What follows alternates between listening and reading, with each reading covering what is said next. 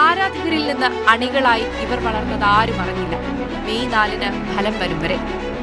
ദ്രാവിഡ രാഷ്ട്രീയം വേരൂന്നിയ തമിഴ് മണ്ണിൽ 7 പതിറ്റാണ്ടിന്റെ പാരമ്പര്യമുള്ള DMK പോലൊരു പാർട്ടിയെ തോൽപ്പിച്ചാണ് വിജയ് ഇന്ന് മുഖ്യമന്ത്രിയായി സത്യപ്രതിജ്ഞ ചെയ്തത്.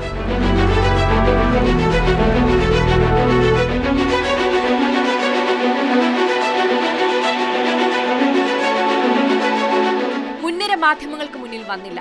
വിമർശനങ്ങൾക്ക് മറുപടി പറയാൻ മുതിർന്നില്ല. പരമ്പരാഗത രാഷ്ട്രീയ വഴികളൊന്നും പിന്തുടരാതെ കൃത്യമായ കണക്കുകൂട്ടലുകളോടെ ഒരു പ്രചാരണം.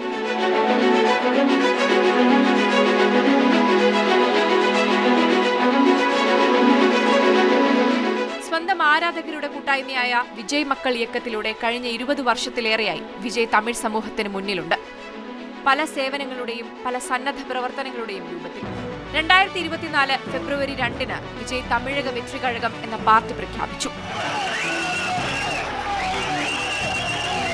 നിലവിലെ തമിഴ് രാഷ്ട്രീയത്തിന്റെ പിഴവുകൾ ചൂണ്ടിക്കാട്ടി ഒരു മതേതര ബദൽ എന്ന നിലയിലാണ് വിജയ് TVKയെ അവതരിപ്പിച്ചത്. நமது நாட்டின் விடுதலைக்காகவும் நமது மக்களின் உரிமைகளுக்காகவும் தமிழ் மண்ணில் இருந்து தீரத்துடன் போராடி உயிர் நீத்த எண்ணற்ற வீரர்களின் 2025-ലാണ് TVKയുടെ മെമ്പർഷിപ്പ് ക്യാമ്പയിനുകൾ തുടങ്ങുന്നത്. അപ്പോഴും യുവാക്കൾ മാത്രം ആകർഷിക്കപ്പെടുന്ന ഒരു മൂവ്മെന്റ് ആയിരുന്നു TVK. 2025-ലാണ് TVK ജില്ലാ ഘടകങ്ങൾ രൂപീകരിച്ചത്. അന്നു മുതൽ 2025 ഒക്ടോബർ വരെ തമിഴ്നാട്ടിലാകെ റാലികൾ നടത്തി വിജയ് സംസ്ഥാനത്തിലെയും കേന്ദ്രത്തിലെയും സർക്കാരുകൾക്കെതിരെ പ്രസംഗിച്ചുകൊണ്ടേയിരുന്നു.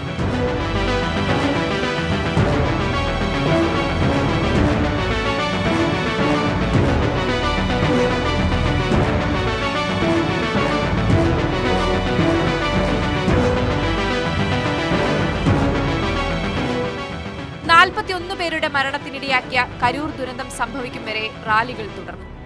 ഏത് രാഷ്ട്രീയ പാർട്ടിയും ഉലഞ്ഞു പോയേക്കുമായിരുന്ന അത്തരമൊരു സംഭവത്തിന് ശേഷവും വിജയും TVKയും ഇത്ര വലിയ വിജയം നേടിയതാണ് മറ്റൊരത്ഭുതം. ട്വിസ്റ്റുകളും സസ്പെൻസുകളും കഴിഞ്ഞു. സിനിമ അവസാനിച്ചു. ഇനി യാഥാർത്ഥ്യമാണ്. സിനിമകളിലൂടെ അഴിമതിക്കെതിരെ പൊരുതിയ വിജയ് എന്ന താരം മുഖ്യമന്ത്രിയാകുന്ന തമിഴ്നാട്ടിലേക്കാണ് രാജ്യമാകെ ഇന്നു മുതൽ ഉറ്റുനോക്കുന്നത്.